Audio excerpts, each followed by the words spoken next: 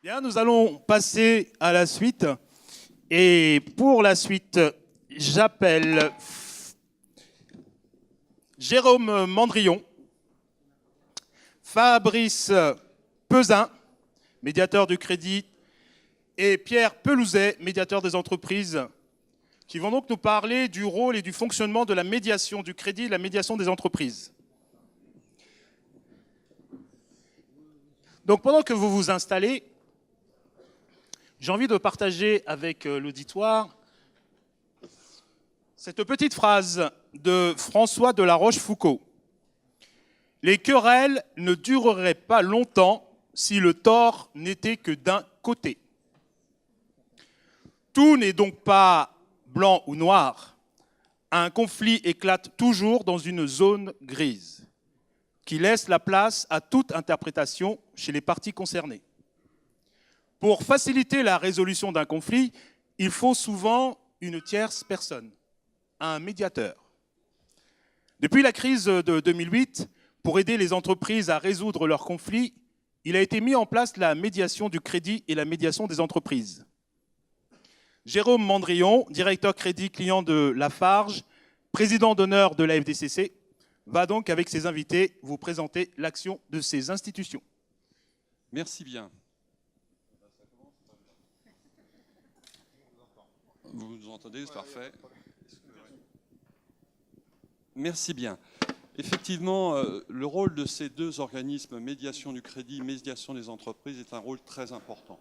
J'ai eu moi-même à apprécier leur intervention, à la fois sur un petit client qui avait fait l'objet d'une réduction d'assurance crédit et qui, par effet de boomerang, avait eu aussi une suspension de ses concours bancaires. Et il a saisi donc la médiation du crédit et en quelques temps, il a pu retrouver ses lignes de bancaire et sa couverture d'assurance crédit. Donc voilà déjà l'utilité de ce type d'intervention.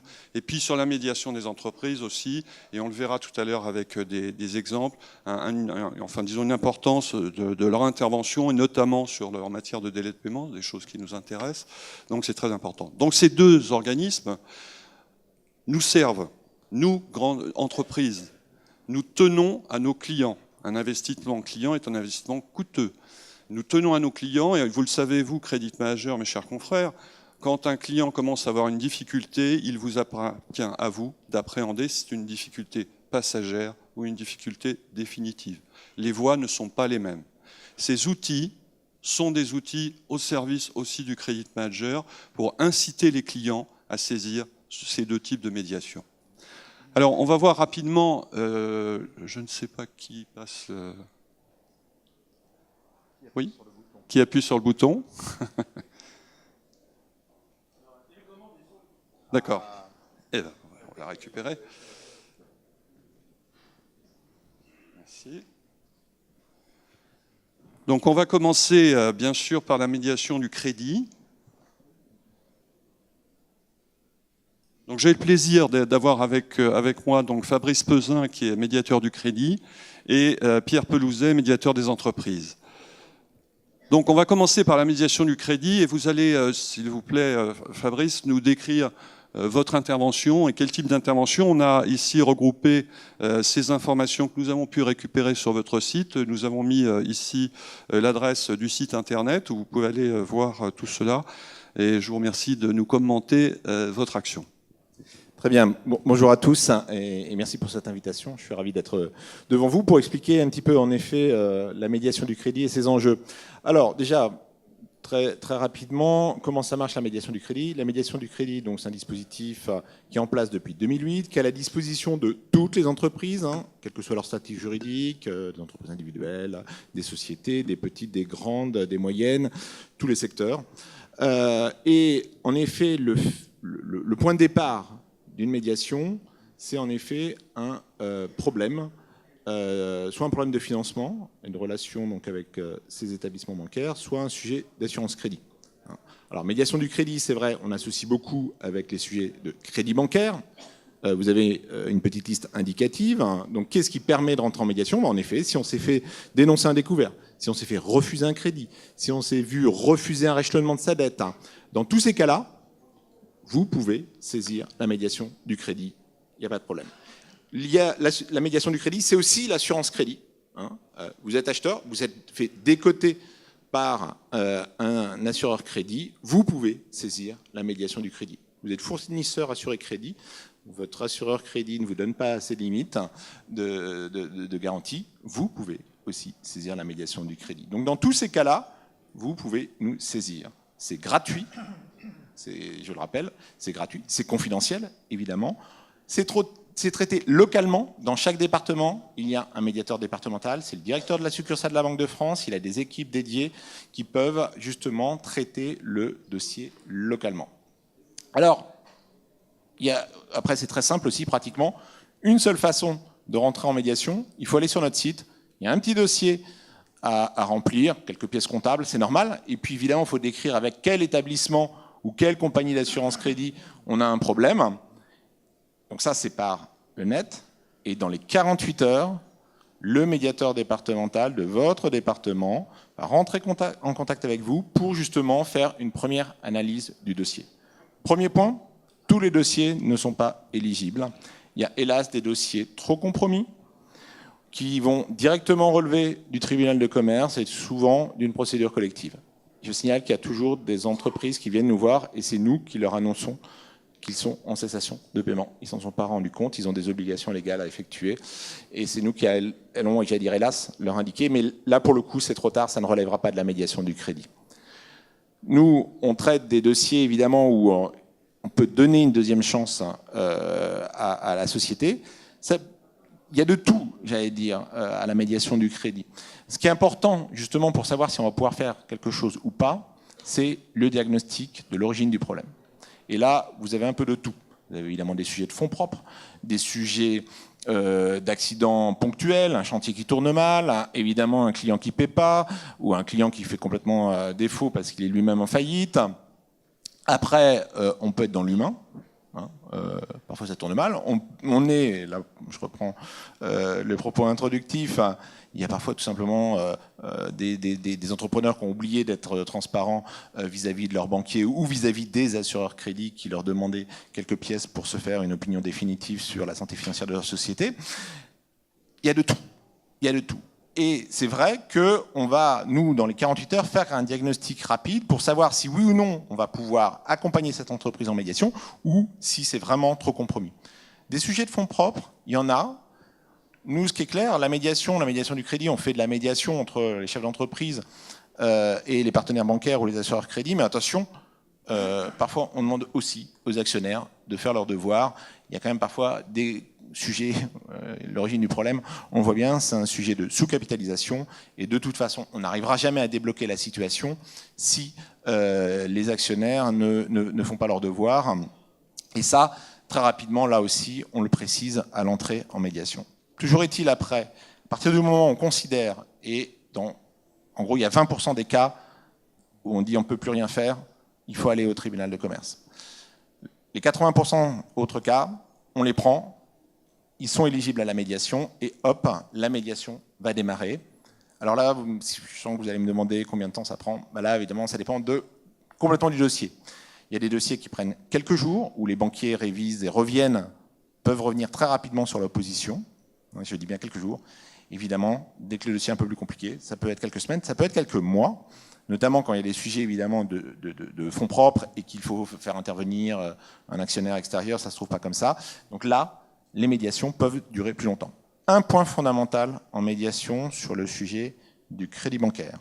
À partir du moment où une entreprise rentre en médiation, toutes les lignes de financement court terme, moyen terme sont maintenues pendant toute la durée de la médiation. Dit très concrètement, un découvert d'énoncé, si évidemment l'entrepreneur nous a saisi avant le fameux délai de préavis des 60 jours, eh bien, le découvert est utilisable pendant toute la durée de la médiation.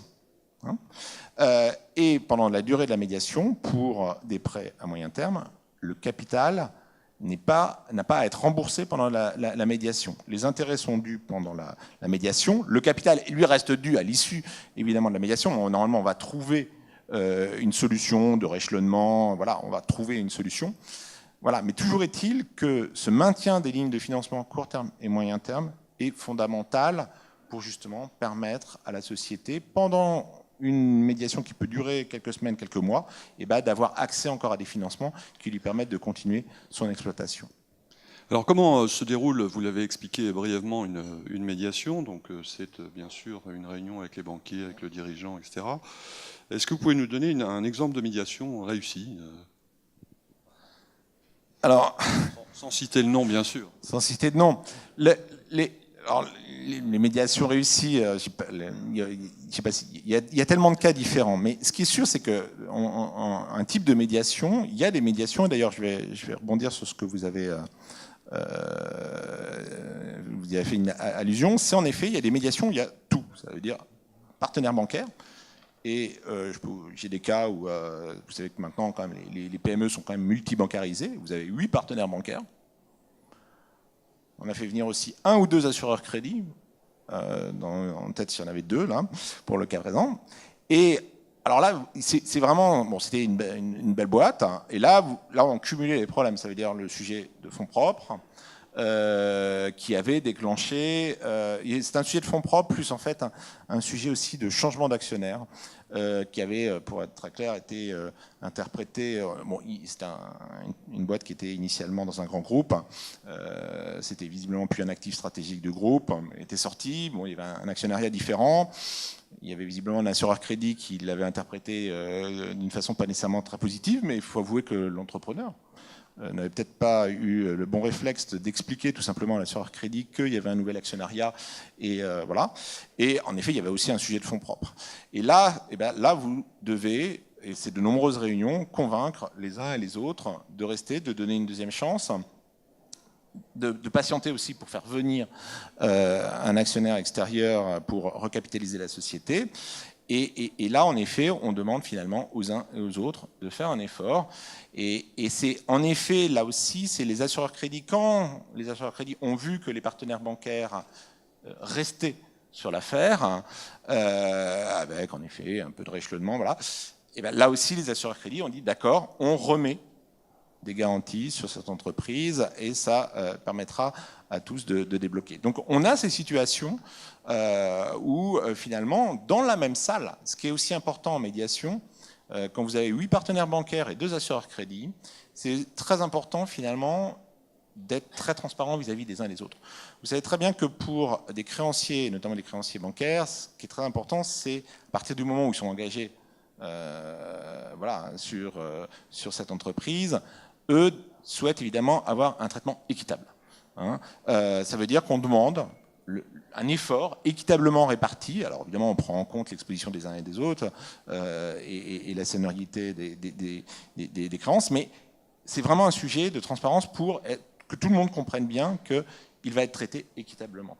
Et après, évidemment, les assureurs crédit, ce qui est important, c'est de leur montrer évidemment qu'on est en train de trouver la solution et que, évidemment, en retour, eux continuent ou remontent, puisqu'évidemment ils avaient décoté et supprimé toute garantie, et qui remettent en effet des garanties sur, alors là c'est aussi des grandes discussions qu'on peut avoir avec les assureurs crédit, sur les fournisseurs essentiels, parce que bon, finalement il faut faire un petit effort les uns les autres, et il est parfois plus intéressant finalement de cibler et de remettre des garanties au niveau des fournisseurs essentiels de l'entreprise.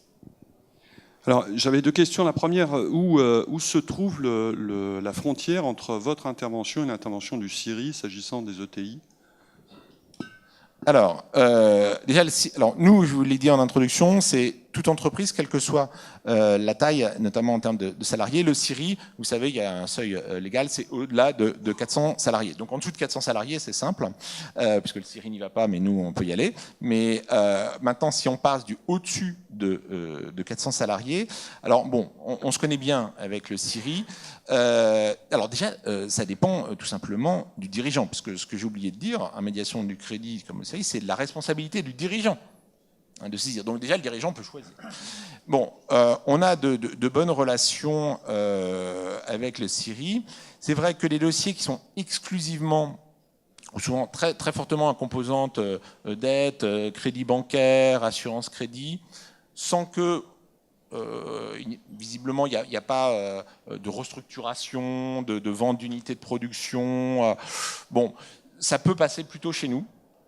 Et quand il y a de la restructuration, parfois, bon, là, ça peut passer plus au Syrie. Mais il faut reconnaître que moi, j'ai rencontré des chefs d'entreprise qui préféraient plutôt aller en médiation et pas en Syrie, parce que Syrie, ils avaient peur du coup de tampon Syrie. Mais on peut avoir le contraire. C'est pas voilà. Mais on essaie de s'arranger. Mais de fait, à la fin des fins, si j'ai envie de dire, c'est quand même le dirigeant qui va choisir. Je traduis comité interministériel de restructuration industrielle. Voilà, pour comme ça. Il y a le mot restructuration dedans qui. Ouais. Voilà, mais parfois il faut, et le Syrie est tout à fait compétent et il n'y a pas de problème. Parfois ça. Voilà. Alors, vous avez, il y a une évolution, vous avez fait une démarche, c'est-à-dire avec les assureurs crédits et des fédérations professionnelles. Est-ce que vous pouvez nous présenter les résultats de cette démarche qui viennent de sortir? Tout à fait. En effet, ça tombe vraiment bien. Donc, mardi dernier, on a rendu public un petit guide que je me permets de vous présenter. Là, c'est la version papier. Ça s'appelle l'assurance crédit pour tous. On l'a fait avec de nombreuses fédérations professionnelles du secteur du BTP, comme du secteur de l'industrie mécanique et des minéraux et matériaux. Et évidemment aussi les trois grands assureurs crédits que tout le monde connaît dans cette pièce. Alors, l'idée, en fait, parce que la médiation du crédit, c'est aussi une institution pour, c'est-à-dire faire de la pédagogie. De la pédagogie au niveau des dirigeants, des chefs d'entreprise, de PME, de TPE, mais aussi de TI. Et il faut bien reconnaître que l'assurance crédit, c'est compliqué, que les mécanismes se ménagent à 3 est quand même différent d'un ménage à 2. Finalement, la banque, c'est simple, vous avez une relation contractuelle avec votre banquier. Et évidemment, l'assurance crédit, c'est toujours plus compliqué. Il y a l'assureur crédit, il y a l'acheteur, et puis il y a le fournisseur. Et puis évidemment, vous demandez à n'importe quel chef d'entreprise, enfin n'importe, mais vous avez une grande probabilité qu'il ne sache plus qui est vraiment assuré crédit, qui est l'assuré crédit, voilà, et qui ne l'est pas, et qui porte finalement les conséquences finales d'une décote. Et ça, si vous voulez, on s'est dit, on va refaire une action pédagogique, expliquer très simplement les mécanismes de l'assurance crédit et expliquer des choses toutes simples. Et donc, en fait, c'est un guide, il y a 8 fiches, avec des fiches toutes simples du style comment connaître auprès de chaque assureur crédit la note de mon entreprise et les montants garantis. Quelle information sur mon entreprise fournir aux assureurs crédit? À la fois quand les assureurs crédit demandent à l'entreprise des informations et vice-versa, on peut fournir spontanément de l'information aux assureurs crédit. Et j'allais dire, surtout quand ça ne va pas très bien, il est préférable d'anticiper, il y a des choses quand même qui peuvent se faire. Et après, évidemment, je suis acheteur, que faire en cas de réduction de garantie? Je suis assuré crédit, que faire en cas de réduction de garantie sur un de mes acheteurs? C'est des trucs tout basiques. Mais on voit que les mécanismes de l'assurance crédit ne sont pas assez connus. L'assurance crédit pour tous, c'est, quand je dis pour tous, c'est pour tous, ça veut dire c'est à la fois pour les entreprises assurées crédit, et puis pour celles qui ne sont pas assurées crédit, mais qui de toute façon, j'allais dire, subiront les conséquences de certaines évolutions de politique des assureurs crédit. Donc on est tous concernés, vous êtes tous concernés par l'assurance crédit, même si vous n'êtes pas assuré crédit. Et c'est ça qui est important. Voilà, c'est un guide téléchargeable gratuitement sur le site de la médiation et sur tous les sites partenaires. Alors, tous les sites partenaires. Et donc, bien sûr, cet ouvrage sera téléchargeable du site AFDCC à partir de lundi, on l'espère. Donc, vous pourrez le récupérer directement.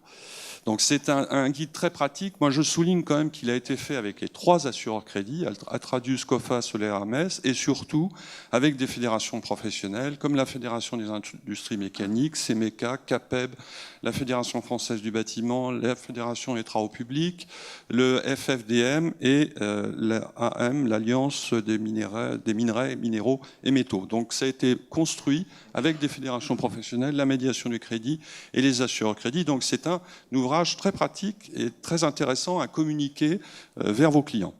Alors, on va passer maintenant à la médiation des entreprises. Donc, la médiation des entreprises, en quelques mots, Pierre. Bien, déjà, bonjour à toutes et à tous. Alors, je ne sais pas si c'est le cadre ou si c'est le fait d'avoir suivi les primaires hier soir. Je tiens à préciser, vous n'avez pas à choisir entre Fabrice et moi et voter à la fin pour désigner le meilleur médiateur. Je dirais même plus, souvent, on nous saisit tous les deux. Et c'est important pour les entreprises parce que le constat qui a été fait en 2008, c'est effectivement Il y a des sujets entre les entreprises et leurs banquiers, ou leur assureur crédit, mais à l'époque, ce n'était pas encore un sujet. Mais aussi, on a découvert petit à petit, il y a des gros sujets entre les entreprises et leurs clients. Et c'est là-dessus que le médiateur des entreprises vient se positionner. Alors d'abord, ça a été dans l'industrie. Le premier médiateur travaillait sur la filière industrielle. Ensuite, quand je suis arrivé, on a ouvert au service. Puis on a ouvert au marché public. Puis on a ouvert à l'innovation. Tout ça a fait ce job de médiateur des entreprises que je porte aujourd'hui et qui va de fait essayer d'aborder tous les sujets qui sont des cauchemars pour les entrepreneurs au quotidien. Je veux parler en premier, et on y reviendra sûrement parce que j'imagine que vous y êtes sensible, des retards de paiement de factures, mais je veux parler des ruptures brutales de contrats, je veux parler des spoliations de propriété intellectuelle, des pénalités diverses et variées, de sujets absolument hallucinants comme on a vécu à un moment donné que j'avais appelé le racket au CICE. Je ne sais pas si vous vous rappelez ce magnifique sujet, avec des courriers envoyés par certains grands groupes à leurs fournisseurs disant « Chers amis, j'ai 2 nouvelles pour vous. Une bonne nouvelle, vous allez toucher le CICE. Je vous fais même le calcul.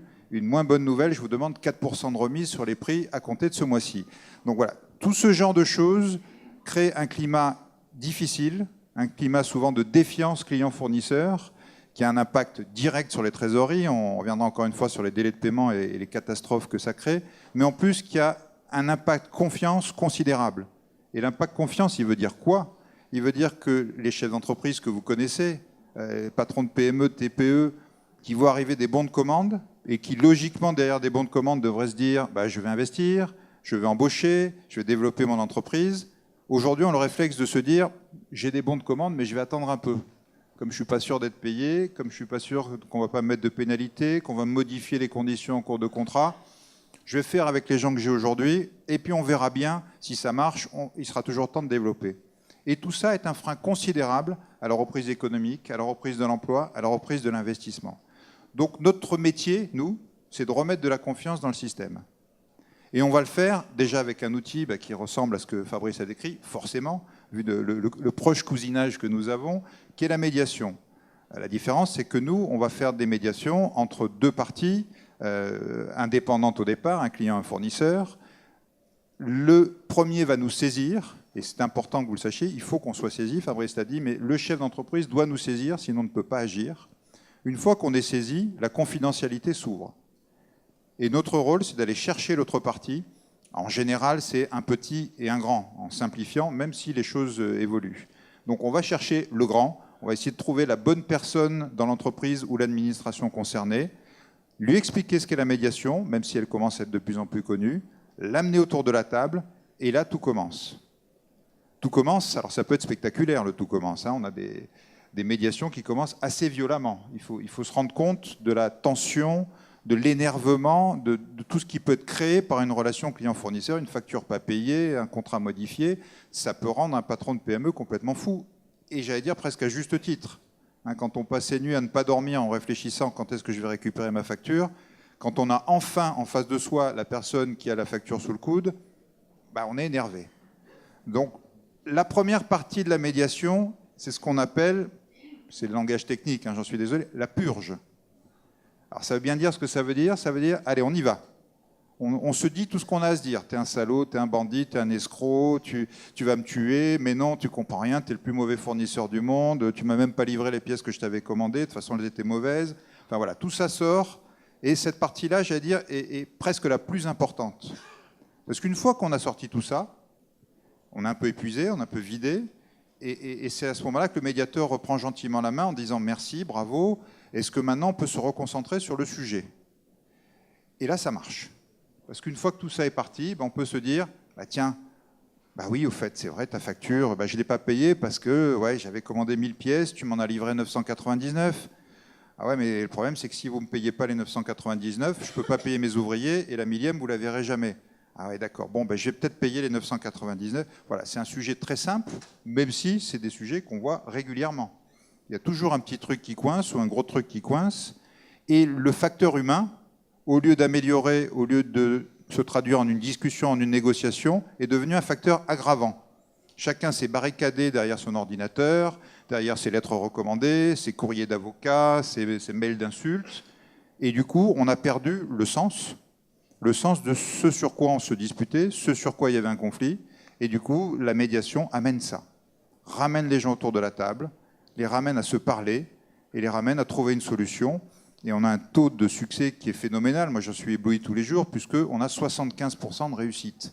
Dans les 3/4 des cas, les deux acteurs trouvent leur solution et du coup rédigent, quand il y a besoin, un petit protocole et le mettent en œuvre et ça marche. Alors ça, c'est fait... Pardon, une question, Jérôme. Ouais. Est-ce que, pour vous saisir, donc c'est sur le site internet. Oui, tout à fait. Rappelez quand même que c'est gratuit. Absolument, c'est ce que Fabrice a dit, je le redis. Nous avons la chance d'être un service public. Et ça, c'est une chance formidable parce que, notamment pour les petites structures, la gratuité est importante. C'est déjà pas facile de venir en médiation. Il y a une barrière psychologique à passer, se dire « Ah ouais, mais attendez, je vais saisir le médiateur. Qu'est-ce qui va se passer? Est-ce que je vais me fâcher avec mon client ?» En pratique, non. N'empêche qu'il y a toujours cette petite hésitation. Mais le rôle du médiateur, c'est justement d'abord de recréer un lien de confiance et après de résoudre le sujet. Donc non, il n'y a pas de conséquences. Au contraire, il n'y a que des conséquences positives. Mais oui, il faut passer la barrière, aller sur le site internet du médiateur, remplir une petite fiche et dans les jours qui suivent, vous êtes rappelé par un médiateur. Alors ces médiateurs, il y en a partout en région, de même que pour la médiation du crédit. Il y a 45 médiateurs en région, dans les effectifs des directs, pour ceux qui connaissent l'organisation de l'État en région. Formés à la médiation, bien évidemment, on ne s'improvise pas médiateur. Ça a l'air très simple de mettre des gens autour de la table et d'essayer de les empêcher de se taper dessus. Mais c'est mieux si on a quelques outils, quelques trucs, de l'expérience. Donc 45 médiateurs en région, donc je sais pas, vous venez probablement de toute la France, il y en a près de chez vous. Et puis à Paris, on a aussi d'autres médiateurs pour les cas compliqués, parce qu'on fait aussi des médiations collectives, je pourrais y revenir si ça vous intéresse, des médiations de filière.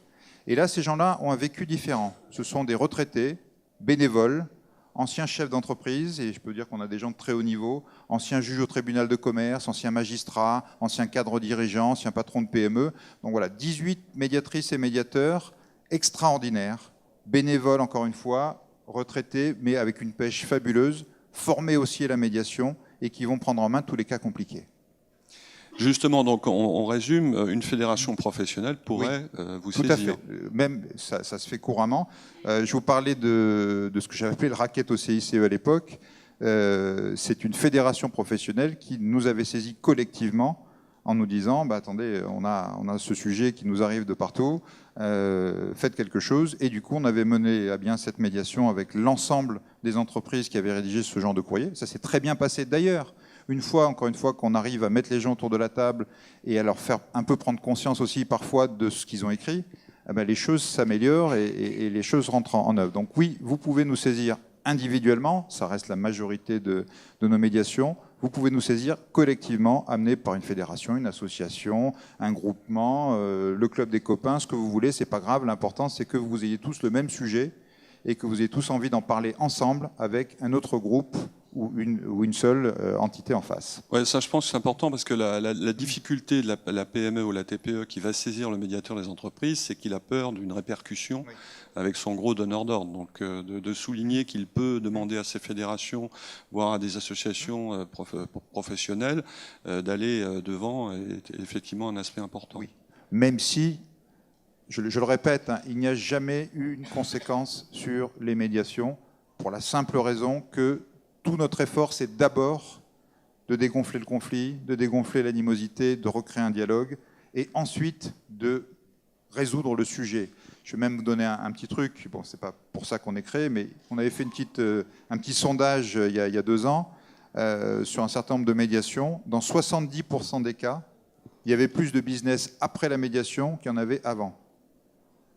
Et dire, tiens, c'est bizarre, il y avait un conflit et on travaille plus ensemble. Mais oui, parce que quand on prend l'opportunité de s'asseoir ensemble, et souvent avec des gens qui ne se connaissaient même pas, tellement ils étaient proches, du coup, on découvre qu'une fois qu'on a résolu le conflit, on découvre que ce fournisseur, il sait faire tout un tas de trucs, on n'en était même pas conscient, et donc on peut lui confier d'autres marchés, lui faire découvrir d'autres choses, et du coup, il y a plus de business qui se crée entre les entreprises. Donc vous voyez, ce lien de confiance, il va au-delà de la médiation, il va sur le business futur qui est fait entre les deux entités.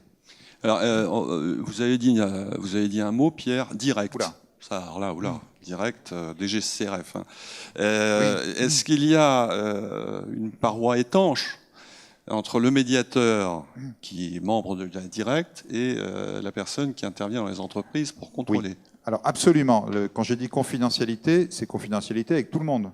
C'est confidentialité avec l'extérieur, c'est confidentialité avec les autres administrations. Tout le monde l'a reconnu, admis, entériné.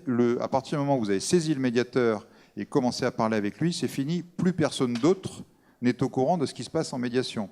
Au début, au milieu et à la fin. C'est-à-dire que même si la médiation échoue, le médiateur n'ira pas voir la DGCCRF ou qui que ce soit pour raconter ce qui s'est passé. Non. Tout ce qui est rentré en médiation reste strictement en médiation. C'est ce qui fait notre succès. C'est ce qui fait qu'aujourd'hui, on est passé il y a 5 ans d'une centaine de médiations par an. Là, on fait une centaine de médiations par mois. Donc ça prouve bien et que les gens viennent, reviennent, connaissent l'outil de plus en plus, pas assez, d'où l'intérêt de vous en parler ce matin et j'espère que vous porterez ce message, parce qu'elles ont confiance, et à juste titre, dans cette étanchéité parfaite que nous avons avec les autres administrations, avec l'extérieur, parce que tout ça, c'est le cœur de la médiation. Alors, quelle est votre action au regard des délais de paiement? On va un petit peu zoomer là-dessus. Oui. Nous sommes assez sensibles sur, oui. sur cet aspect. Moi aussi. Donc, quel est votre avis, Pierre? Mon avis, c'est que malheureusement, ça reste un sujet gravissime. Je ne sais pas si vous avez parlé des chiffres dans la matinée. Je suis désolé, je suis arrivé qu'en fin de matinée. Les chiffres qu'on a, le crédit interentreprise, je crois que vous connaissez, les chiffres que j'ai, c'est 600 milliards d'euros.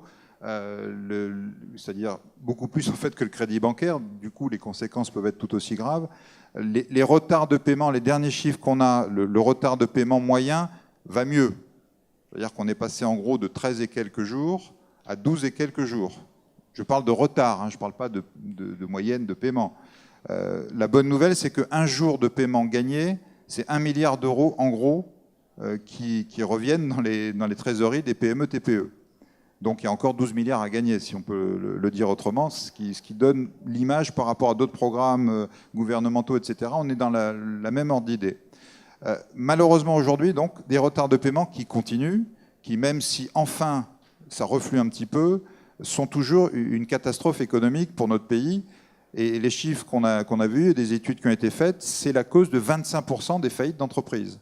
C'est-à-dire, mais ça paraît presque évident, mais quand on le dit, il y a 60 000 en gros entreprises qui sont en faillite tous les ans. Si vous calculez 25%, vous voyez, ça fait 15 000, ça fait en gros 40 entreprises par jour qui déposent le bilan parce que bêtement, leurs clients ont oublié de les payer. Donc ces conséquences sont tragiques, ce qui explique une certaine mobilisation autour du sujet, mobilisation législative, on voit les lois qui s'empilent. D'abord la LME, et puis la loi Hamon qui a mis des pénalités administratives, et puis puis Emmanuel Macron qui les a renforcées, la loi Sapin qui les amène à 2 millions, la publication des noms des gens. Ça, c'est un arsenal. Et la DGCCRF qui est en action partout.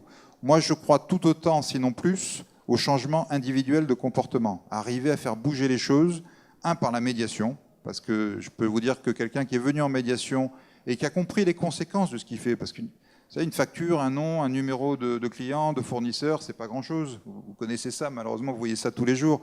Il faut de temps en temps s'y se rappeler que derrière ce numéro fournisseur, il y a une chef ou un chef d'entreprise, il y a des ouvriers, il y a des employés, il y a des gens qui doivent payer l'URSSAF, il y a des salaires qui doivent être versés, et que cette facture qu'on garde sous le coude, c'est la survie, peut-être, d'une TPE, d'une PME. Et si ce n'est pas la survie, c'est son moyen de se développer, c'est son moyen d'investir, c'est son moyen d'embaucher. Quand on se remet ça un peu en tête, et je peux vous dire qu'en médiation, évidemment, ça saute aux yeux, parce que le ou la chef d'entreprise, on l'a en face de soi. Après, les comportements changent.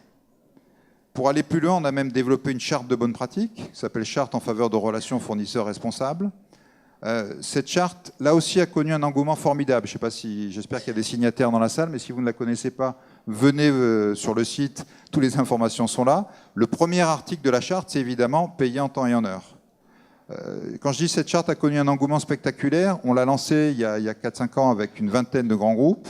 On a aujourd'hui plus de 1800 signataires, grands, petits, moyens, privés, publics, qui rejoignent ce mouvement pour avoir des relations plus équilibrées, plus intelligentes, plus partenariales entre clients et fournisseurs. Et du coup, tous ces gens-là travaillent ensemble. On a des groupes de travail sur les délais de paiement notamment, sur l'inscription dans les territoires, sur l'inscription dans les filières, sur la reconnaissance de la médiation. Et tout ça crée un mouvement, j'espère, positif, qui va en complément du mouvement législatif pour faire bouger les choses, faire changer les choses. Et encore une fois, si on a un petit reflux, peut-être qu'on en est aussi un peu la cause, et j'espère que ce reflux va s'accentuer. Mais vous êtes tous des acteurs majeurs sur ce sujet-là, parce que si vous ne saisissez pas la médiation, si vous ne payez pas en temps et en heure, si vous ne signez pas la charte, si vous ne venez pas travailler avec nous sur tous ces sujets-là, ben, ça prendra un peu plus de temps à bouger. Enfin, sur les chartes, il faudra travailler ensemble avec la FDCC Avec sur plaisir. l'application réelle de ces chartes pour certaines entreprises. Alors, pour l'application réelle, je vous prends en mot, derrière la charte, il y a un label. Ouais. Pour être labellisé, là, il faut accepter d'être audité. Et là, je peux vous dire que bah, l'auditeur, il va regarder tout ça. On a aujourd'hui 35 labellisés, donc ce label est en train de petit à petit de prendre son élan. Mais il faut passer les étapes. La charte, c'est déjà un engagement, et je pense que c'est un engagement fort. Je veux dire, le nombre de fois où les PME me disent « Attendez, je suis allé voir mon client et je lui ai dit « Attendez, on a signé la même charte, donc ça serait bien qu'on la respecte », et que ça a fait bouger les choses, c'est assez considérable.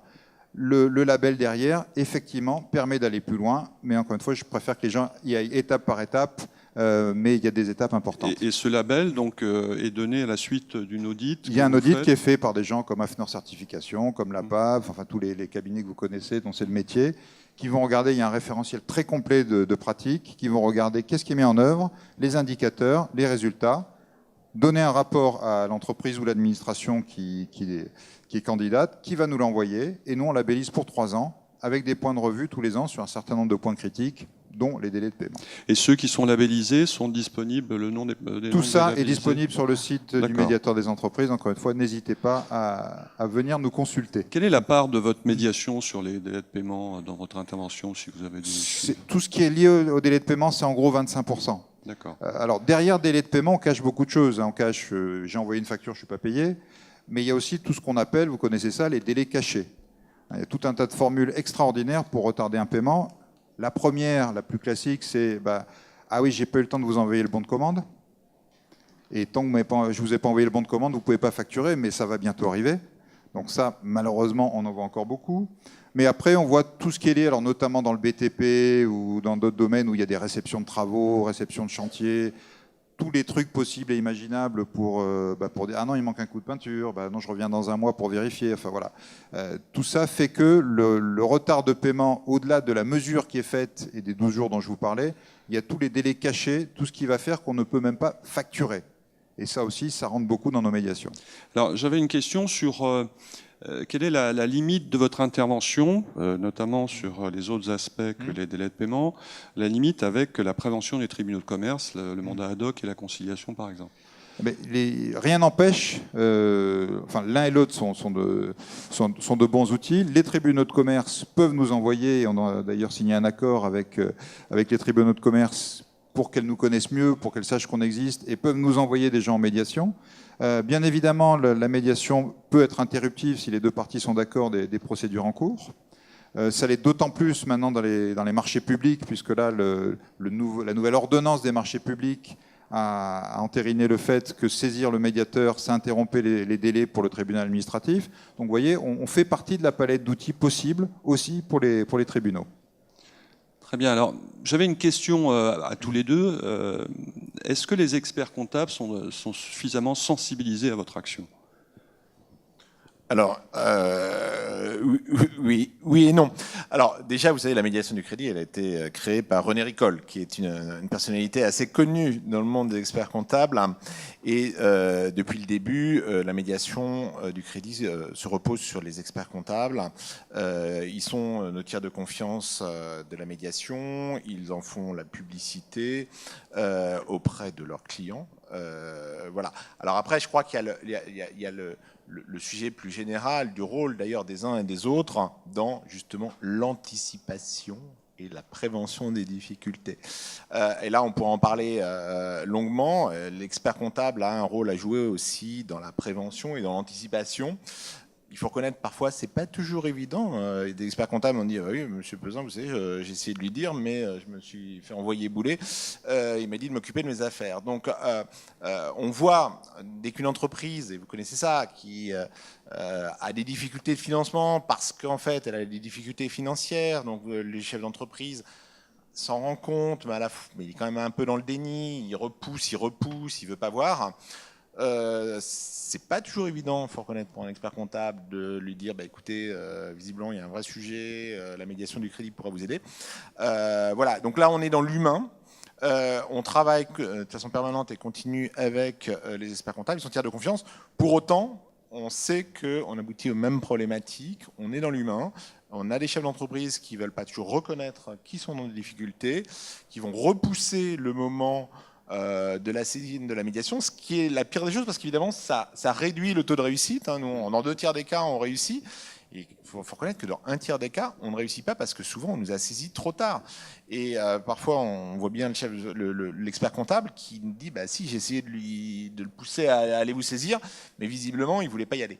Donc ça, c'est un gros sujet de prévention, d'anticipation, et on travaille main dans la main avec les experts comptables. Mais à la fin des fins, il y a parfois de l'humain, il y a de l'humain du chef d'entreprise qui est parfois un peu dans le déni et qui veut repousser. Pierre ? De manière générale, moi je suis frustré parce qu'on a des outils formidables, Fabrice comme moi, qui marchent formidablement bien, qui sont à la disposition de toutes les entreprises. Et malheureusement, ils ne sont pas encore suffisamment connus. Et quand on nous connaît, on hésite à venir nous saisir. Et quand on nous saisit, comme l'a dit Fabrice, on arrive souvent très tard. Ça n'empêche pas de faire une médiation, d'arriver tard. Mais effectivement, ça diminue la probabilité de succès. Donc, tous ceux qui sont des relais, effectivement, les experts comptables sont des relais naturels à notre action. Mais de même les fédérations, de même les credit managers, enfin, tous ceux qui peuvent être en préconisation de nos outils. C'est pour ça qu'on vient des conférences comme ça. Il faut que chacun d'entre vous, chacun d'entre ceux qui ont ce pouvoir, vous vous en empariez et vous le portiez. Chaque fois que vous parlez de nous, chaque fois que vous poussez un chef d'entreprise à nous saisir, vous sauvez peut-être des dizaines, des centaines d'emplois, vous accélérez peut-être des investissements, vous créez de l'emploi, vous créez de la dynamique économique. Et à contrario, chaque fois que vous n'en parlez pas en vous disant il a qu'à se débrouiller, il verra bien, ou puis il a l'air un peu de résister, je ne vais pas insister, vous faites tout le contraire. Donc c'est une clé pour nous d'avoir ces relais forts, ces relais partout sur le territoire. Et notre succès, notre bonheur, c'est quand une entreprise nous a dit j'ai bien fait de venir vous voir parce que ça m'a vraiment aidé. Notre pire cauchemar, c'est ceux qui nous disent ah si je vous avais connu plus tôt. Mais on va rester optimiste. On est optimiste depuis ce matin. Chacun d'entre nous l'aura compris. Non, très sincèrement, 2 beaux outils à votre disposition, accessibles à travers Internet. Je pense qu'il faut véhiculer ces messages auprès de vos clients qui ont des premières difficultés, parce que on peut, grâce à ça, vous allez accompagner votre client, et vous savez bien qu'un client accompagné est un client fidèle ensuite. Donc il y a vraiment un investissement. Il faut ces 2 beaux outils. Voilà, c'est ce qu'on voulait vous exposer ce matin, et maintenant on va vous laisser parole à la salle et aux questions que vous auriez à poser.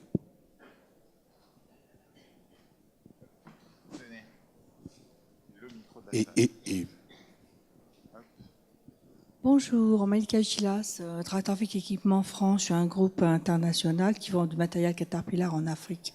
Je voudrais savoir si la médiation, c'est juste pour les entreprises françaises et clients français, ou ça peut aussi intéresser pour des clients qui sont à l'étranger. Pour les entreprises de droit français, mais qui peuvent être évidemment des filiales d'eux. Voilà. Alors, pour la médiation des entreprises, on est saisi par des entreprises françaises. Rien n'empêche d'ailleurs qu'on soit saisi par des entreprises étrangères, mais on fait un certain nombre de médiations internationales. C'est-à-dire, c'est pas parce que le fournisseur est en France que le client doit être aussi en France.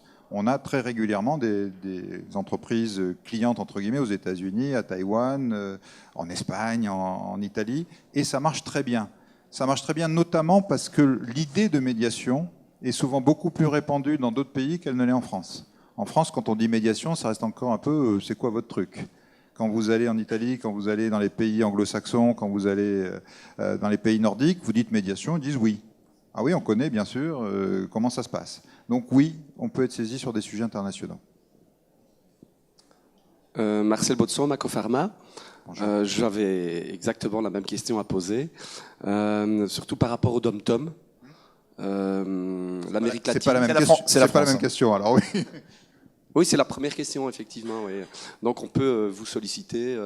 Ah oui, nos médiateurs dans les dom-tom ou maintenant les DROM et les COM, nos médiateurs sont dans les instituts d'émission de l'outre-mer. C'est eux les médiateurs, que ce soit dans les DROM ou les COM. De même pour nous, on a des médiateurs. Alors, c'est pas dans les directs, c'est dans les diects, pour reprendre la terminologie locale. On peut être saisi. C'est compliqué, ceci étant, dans les territoires d'outre-mer. Il y a des problématiques, notamment publiques, il faut bien le dire, hein, de municipalités qui sont en grande difficulté, pour rester poli, d'hôpitaux qui sont en grande difficulté, là aussi, pour utiliser un euphémisme. Malgré tout, on essaye non seulement de faire de la médiation, mais d'essayer de trouver des solutions avec eux pour moins pénaliser possible les entreprises qui subissent les retards de paiement notamment. Deux questions en une, plus particulièrement pour la médiation des entreprises. La première, j'ai compris que vous interveniez aussi sur des problématiques relations privées-publiques. Voilà, quelle proportion en gros ça représente. Ensuite, vous avez annoncé un joli taux de 75% de solutions. Est-ce que dans ces relations privées-publiques, c'est aussi le même genre de taux de réussite? Et puis, petit point négatif aussi, j'ai bien compris que dans la plupart des cas de non-réussite, c'était souvent parce que vous étiez saisi trop tard. Mais qu'est-ce qu'il advient de ces non-réussites? Merci pour ces questions. Alors aujourd'hui, la part marché public de notre action, c'est 35%, et en progrès. Et le taux de réussite est sensiblement le même. Je sais pas, enfin, peut-être à 1% près, mais c'est sensiblement le même.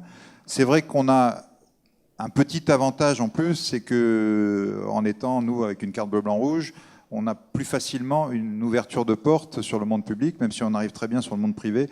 J'allais dire qu'il nous connaît mieux, mais le monde public commence à nous découvrir, et ça se passe bien. Ça se passe bien, ça suppose des changements de comportement. C'est pas traditionnel dans le monde public de reconnaître que peut-être il y a un sujet, mais finalement, ça se passe très bien quand on leur redit, leur explique que tout ça va être confidentiel, qu'on n'est pas sur un point juridique, nous, on n'est pas des arbitres, on n'est pas des juges, on est des gens qui essayent de rapprocher des points de vue, de faire se comprendre des gens, et donc, encore une fois, ça marche très bien. Votre troisième question, c'était qu'est-ce qui se passe quand ça ne marche pas? J'allais dire, heureusement et malheureusement, rien. C'est-à-dire que quand la médiation est finie, si c'est un succès, tant mieux. Si ce n'est pas fini, notre rôle n'est pas d'amener les gens vers une autre solution.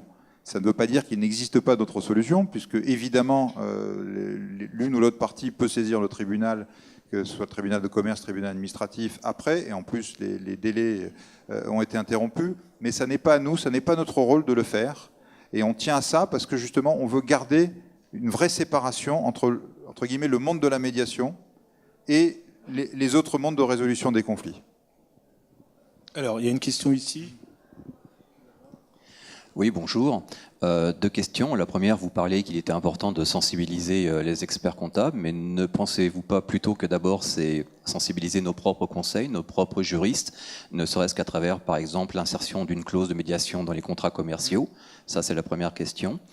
Et en fait, sur la deuxième question, vous n'avez pas forcément toujours deux personnes en face de vous, parce que vous avez aussi à gérer les conseils. Donc finalement, vous avez 4 personnes en face de vous. Donc quel rôle donnez-vous effectivement aux avocats des parties en présence?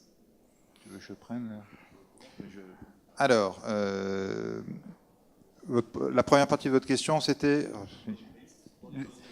Alors les clauses de médiation, oui, évidemment, on pousse, on promeut et on regarde, quand je vous dis qu'on labellise des entreprises, on analyse leurs conditions générales d'achat. C'est assez spectaculaire, hein, souvent les conditions générales d'achat. Par parenthèse, la plupart des conditions générales d'achat sont un peu hors la loi aujourd'hui, hein, puisque la loi dit la base de la négociation commerciale, c'est les conditions générales de vente. L'article 1 des conditions générales d'achat qu'on reçoit, c'est ces conditions générales d'achat s'imposent sur toute autre forme d'accord, sauf quand tout va bien, dérogation ou accord préalable. Bon. Je referme la parenthèse, mais du coup, on pousse non seulement à avoir des conditions générales d'achat équilibrées, ouvertes et permettant ce dialogue sur la base des conditions générales de vente, mais à introduire une clause de médiation. Ça commence à prendre. Malheureusement, ce n'est pas encore suffisant, même si aujourd'hui, la loi indique que quand vous allez voir le tribunal doit vous dire, au fait, est-ce que vous avez fait une autre action du type médiation au préalable? Donc j'espère que petit à petit, tout ça va arriver et tout ça va permettre qu'il y ait plus facilement des médiations. Rôle des avocats, j'allais dire, on voit les deux. Hein, je vais être très transparent. Il y a des avocats dans la salle?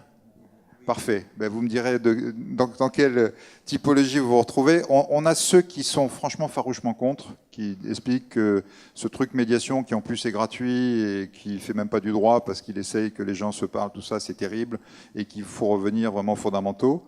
mais on a de plus en plus d'avocats qui considèrent, un peu comme vous avez dit tout à l'heure, que ça fait partie de la palette des offres qu'ils peuvent faire à leurs clients, et du coup qui les accompagnent en médiation, qui leur conseillent de venir en médiation. Pas sur tous les cas, il y a des cas qui n'ont rien à faire en médiation, il vaut mieux aller au tribunal, mais il y a beaucoup de cas quand même où ça vaut le coup d'aller au moins dans un premier temps en médiation.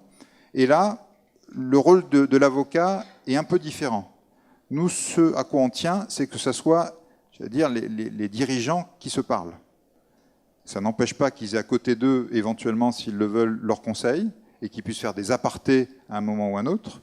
Mais on veut que ce soit, entre guillemets, les gens qui se parlent pour éviter toutes les discussions qu'on peut avoir qui deviennent juridiques sur le contrat, telle clause, etc. Donc, et puis aussi parce que finalement, c'est les gens, entre guillemets, le chef d'entreprise et son client qui vont s'engager, même si, évidemment, il est important qu'ils soient conseillés par leurs avocats. Et puis derrière, souvent, les avocats reprennent la main pour la rédaction du protocole. Une fois qu'on est d'accord sur ce qu'on veut se dire, c'est bien aussi de s'assurer au travers des conseils qu'on va bien le traduire et le traduire sous une forme qui pourrait être pérenne. J'ai répondu à votre question ? À vous. Juste pour la médiation du crédit, très rapidement. C'est une médiation un peu différente, la médiation du crédit. Il n'y a pas de droit au crédit en France. Hein. Donc c'est complètement différent.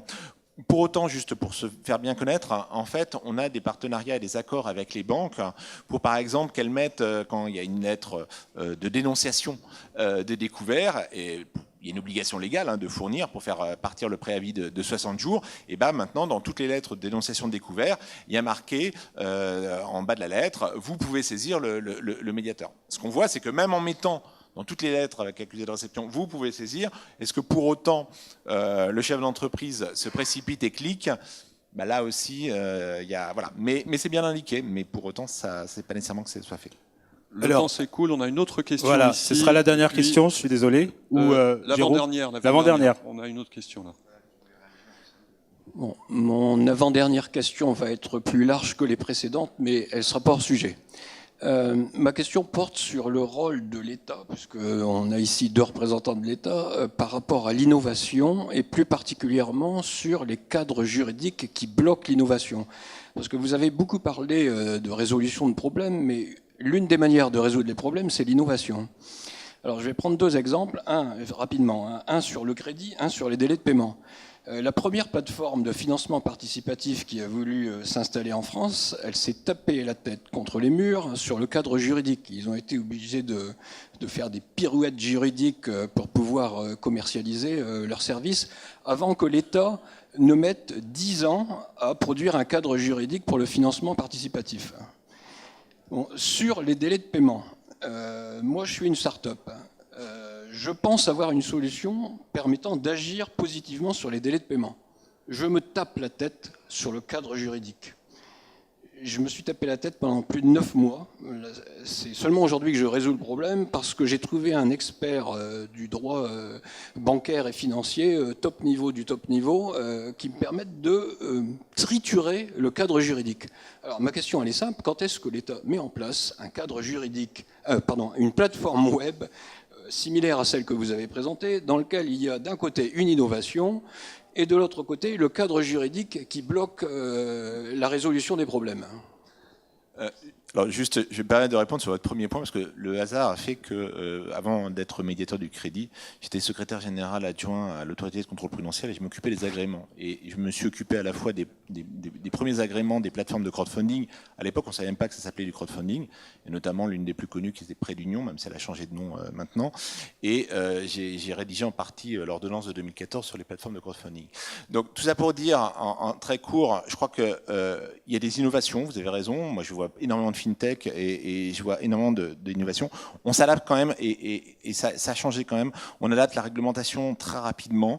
L'ordonnance de 2014, ça a été quand même relativement rapide. Et juste pour vous dire, la réglementation, notamment dans le domaine financier, elle est là aussi pour protéger protéger l'épargnant, protéger la stabilité financière et macroéconomique. On l'a vu en 2008. Donc, je suis totalement d'accord avec vous. Il faut que l'État, et moi, pour avoir travaillé, les premières plateformes de crowdfunding, c'était quand même pas il y a 10 ans.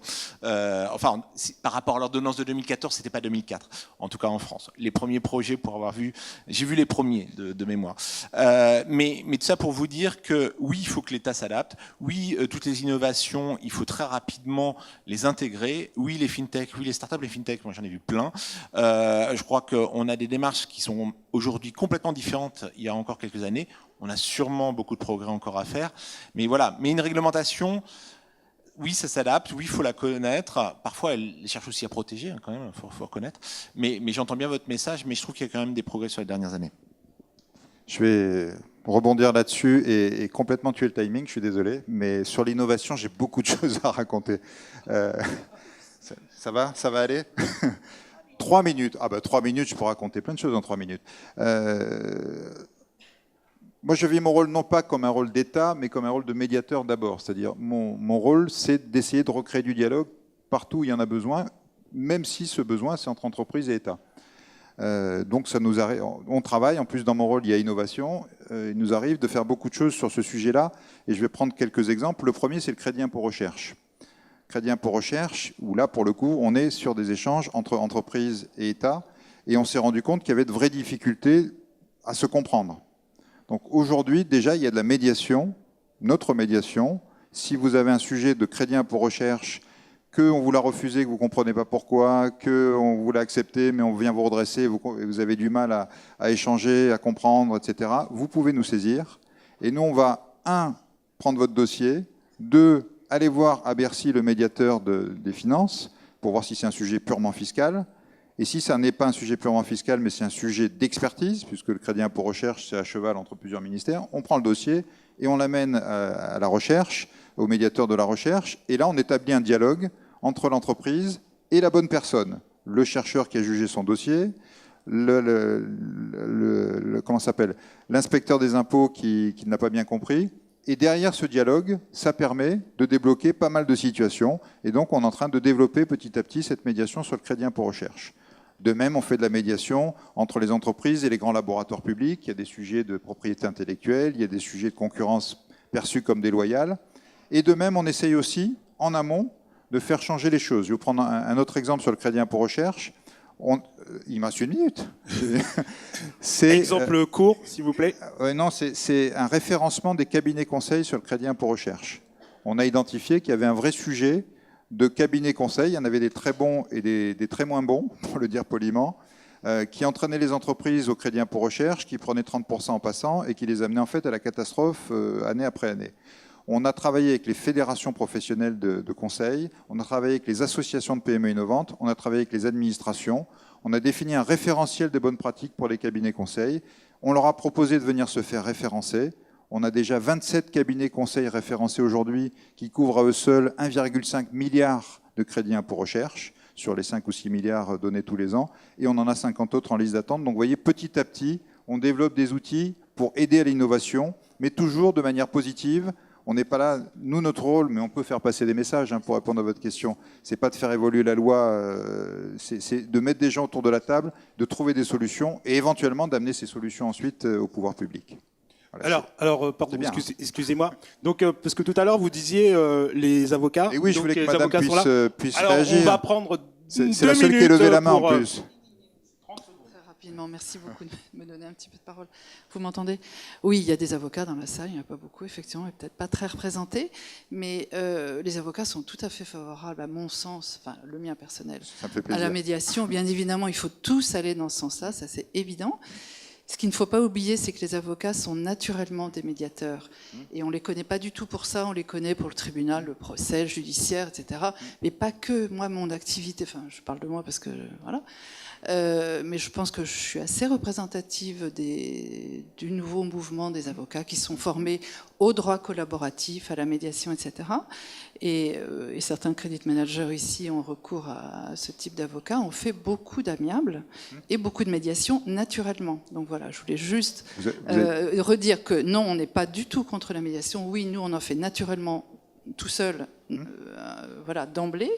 On met en place des protocoles, on discute avec l'adversaire, on fait signer des protocoles. Ensuite, effectivement, on peut faire homologuer par le tribunal pour donner une sécurité juridique sans doute, et des exécutions sans problème derrière. Voilà. Donc je voulais juste ramener cette précision. Je vais profiter de la minute qui ne me reste pas pour dire d'abord merci à Madame, de rappeler que moi ce que j'essaie de promouvoir, c'est un état d'esprit différent. C'est recréer des liens de confiance, recréer des manières différentes de travailler. Pareil. Non, mais c'est pour ça que discute de la même chose, on est tout à fait en ligne. Et donc, ayez le réflexe médiation, que ce soit avec votre avocat, et ils en font effectivement très bien, que ce soit chez nous, que ce soit à travers d'autres médiations qui existent. Ayez ce premier réflexe de dire, essayons de trouver une solution à l'amiable, essayons de trouver un compromis, essayons de recréer un lien avant toute autre chose. Et on est tout à fait en ligne. Et merci encore une fois de votre intervention. Bien, merci Jérôme Mondrian, merci Patrice Peuzin, merci Pierre Delouzet. C'est un sujet éminemment important.